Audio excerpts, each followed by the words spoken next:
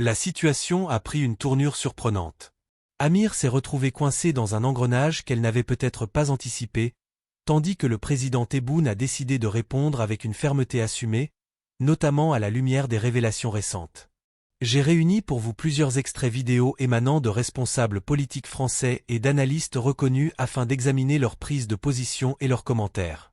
Ces analyses, disponibles en français, ont également été traduites en arabe pour permettre à chacun de se forger sa propre opinion. Avant de poursuivre, invoquez la prière sur le prophète, soutenez la chaîne par un like et pensez à vous abonner.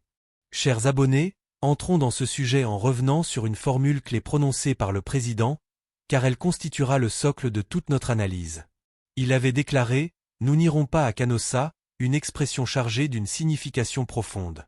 Or voilà que Bruno Retailleau refait surface sur la scène politique. Écoutons attentivement ce qu'il dit et la façon dont il prend la défense d'Amir. Il est frappant de constater que ceux qui entretiennent une hostilité ouverte envers l'Algérie, certains allant jusqu'à fantasmer des interventions militaires ou à regretter l'ère coloniale, sont précisément les mêmes qui se mobilisent pour soutenir Amir. Le tableau est désormais limpide, les positions sont claires et lui-même semble se délecter de ce rôle qu'il s'est attribué. Écoutons donc les déclarations de Bruno Retailleau, ancien ministre de l'Intérieur qui avait autrefois contribué à envenimer les relations avec Alger et qui aujourd'hui semble faire de cette affaire un levier politique, capitalisant sur cette figure pour asseoir davantage sa visibilité. Chers abonnés, ce dont nous traitons aujourd'hui n'est pas un sujet anodin ni une simple sortie médiatique de circonstance. Il s'agit d'un dossier complet qui se déroule sous nos yeux, tissé de calculs politiques, de lobbying, de batailles d'influence et d'utilisation d'individus comme monnaie d'échange dans un jeu qui les dépasse de loin. Ce qui se produit n'est pas fortuit ni le fruit d'une simple divergence de vues, mais le prolongement d'une longue séquence de tensions entre l'Algérie et la France, particulièrement à l'approche des échéances électorales françaises. Si l'on se penche sur les déclarations récentes, on observe un discours résolument escalatoire qui cherche à présenter l'Algérie comme un acteur déstabilisateur, voire comme un régime autoritaire selon certains responsables français.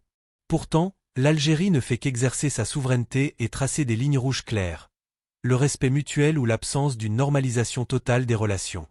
C'est précisément à cet instant que le rapport de force a commencé à évoluer et que certains noms ont émergé au premier plan, dont cette personne présentée comme une opposante libre alors qu'en réalité, elle se transforme progressivement en pion entre les mains d'un courant politique bien identifié. Lorsque Bruno Retailleau a pris la parole, il ne parlait pas uniquement d'un dossier sécuritaire. Il s'adressait aussi à sa base électorale. Il envoyait des signaux à une frange de la société française particulièrement réceptive à tout ce qui touche à l'Algérie, à ceux qui vivent encore dans une logique coloniale, à ceux qui perçoivent tout rapprochement avec Alger comme un aveu de faiblesse. Lorsqu'il a évoqué une opération de déstabilisation, il sous-entendait un scénario grave, une accusation directe visant les services algériens, les accusant d'avoir cherché à cibler une personne sur le territoire français. Ce ne sont pas des accusations sans portée. Elles servent de fondation à des postures politiques et à des campagnes électorales. Pourquoi maintenant? Pourquoi chaque fois que les élections se profilent en France, le nom de l'Algérie revient-il avec tant d'insistance? La réponse est simple. L'Algérie est un dossier sensible et électoralement exploitable pour certains courants politiques. Lorsqu'ils trouvent une personnalité clivante, médiatiquement présente et critique à l'égard de l'État algérien, ils l'instrumentalisent pour crédibiliser leur narrative en affirmant « Voyez, même des opposants algériens dénoncent le régime, donc notre lecture est juste. » Mais ce qu'ils occultent, c'est que les relations entre États ne se bâtissent pas sur des individus ni sur des vidéos diffusées sur les réseaux sociaux. Elles reposent sur des intérêts stratégiques, une coopération sécuritaire, des enjeux économiques et des équilibres régionaux, notamment au Sahel. Aujourd'hui, la France a bien plus besoin de l'Algérie que l'inverse, en particulier après les bouleversements survenus au Mali, au Niger et au Burkina Faso. L'influence française s'est rétractée et l'Algérie est devenue un acteur incontournable dans la région, avec une parole qui pèse. Lorsque des analystes français reconnaissent que le discours escalatoire comporte une dimension électoraliste, cela confirme que l'affaire n'était pas une simple défense de la liberté d'expression, mais une tentative de mettre l'Algérie sous pression et de la pousser à une réaction disproportionnée. L'Algérie, de son côté, a opté pour la patience stratégique et n'a pas cédé à la surenchère médiatique, laissant les faits parler d'eux-mêmes. L'affaire Boualem Sansal a elle aussi été utilisée comme levier de pression. Certains responsables avaient affirmé que sans sa libération, il démissionnerait.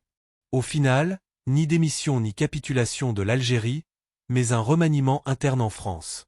Ce qui démontre clairement que le tapage médiatique est bien différent de la réalité diplomatique. Quant au discours évoquant des opérations spéciales sur le modèle américain, il relève davantage de la surenchère verbale que d'une option sérieusement envisageable.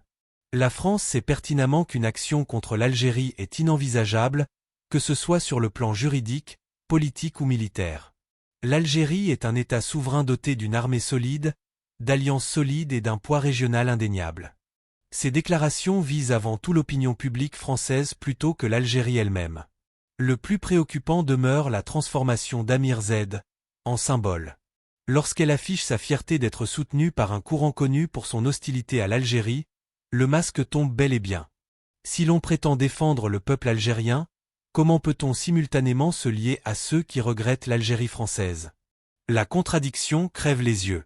Il convient également d'évoquer la communauté algérienne en France, nombreuse et électoralement influente. Certains responsables cherchent à capter ces suffrages par un discours d'apaisement. D'autres misent sur une rhétorique hostile pour séduire l'extrême droite. Dans ce jeu, des dossiers sensibles sont instrumentalisés, mais la communauté est lucide et sait distinguer ceux qui cherchent des intérêts communs de ceux qui cherchent simplement des voix. Lorsque le président algérien refuse de répondre sous conditions préalables, il envoie un message sans équivoque. Les relations ne se construisent pas sur des injonctions ni des ultimatums. La visite du ministre français quelques jours plus tard démontre que Paris a bien reçu le message. Le lien entre le volet sécuritaire et le volet politique est fondamental. L'Algérie affirme qu'il ne peut y avoir de coopération sécuritaire approfondie sans respect politique réciproque. C'est une logique d'État pleinement assumée. Ce qui se déroule aujourd'hui pourrait marquer la fin d'une certaine phase, celle où certains croyaient pouvoir naviguer entre les capitales en utilisant les médias pour se positionner comme une alternative crédible. Mais lorsque les grands équilibres se reconfigurent, les petites cartes perdent leur valeur. Il existe également une dimension interne en Algérie. Le peuple algérien est profondément attaché à la souveraineté nationale et toute pression extérieure génère souvent un réflexe d'union nationale. Les relations entre l'Algérie et la France demeurent complexes, marquées par l'histoire et par des intérêts croisés.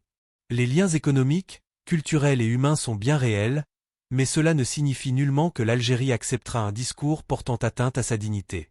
Lorsque des analystes français admettent que la carte algérienne a été jouée à des fins électorales en vue de 2027, cela révèle qu'en France même, certains sont parfaitement conscients de cette instrumentalisation. Tous les Français ne sont pas hostiles à l'Algérie et une partie de la classe politique adopte une approche pragmatique et constructive. Les prochains jours pourraient voir de nouveaux contacts diplomatiques ou des déclarations plus conciliantes, mais cette séquence a déjà mis en lumière des réalités profondes. Qui a instrumentalisé qui? Quelles sont les limites du populisme? Et jusqu'où va la fermeté algérienne lorsqu'elle trace ses lignes rouges? Au bout du compte, l'opinion publique demeure le véritable arbitre. Aujourd'hui, l'information circule librement. Les déclarations sont analysées, recoupées et comparées. Il n'est plus aisé d'imposer un récit unique et dominant. L'Algérie d'aujourd'hui n'est plus celle des décennies passées. Elle a acquis de l'expérience, consolidé ses institutions et développé une vision régionale cohérente. La France traverse elle aussi des transformations profondes. Qui a instrumentalisé qui? Quelles sont les limites du populisme? Et jusqu'où va la fermeté algérienne lorsqu'elle trace ses lignes rouges? Au bout du compte, l'opinion publique demeure le véritable arbitre. Aujourd'hui, l'information circule librement. Les déclarations sont analysées, recoupées et comparées. Il n'est plus aisé d'imposer un récit unique et dominant. L'Algérie d'aujourd'hui n'est plus celle des décennies passées. Elle a acquis de l'expérience, consolidé ses institutions et développé une vision régionale cohérente. La France traverse elle aussi des transformations profondes. Entre ces deux dynamiques, la relation continuera, mais elle s'inscrira nécessairement dans de nouveaux cadres. Était-ce une chute retentissante? Peut-être, si l'on embrasse la situation dans sa globalité. Lorsqu'une personne devient un instrument dans un conflit électoral étranger, elle perd une part substantielle de sa crédibilité auprès de son public d'origine. La scène reste ouverte et les développements peuvent s'accélérer rapidement. Mais la leçon est sans ambiguïté.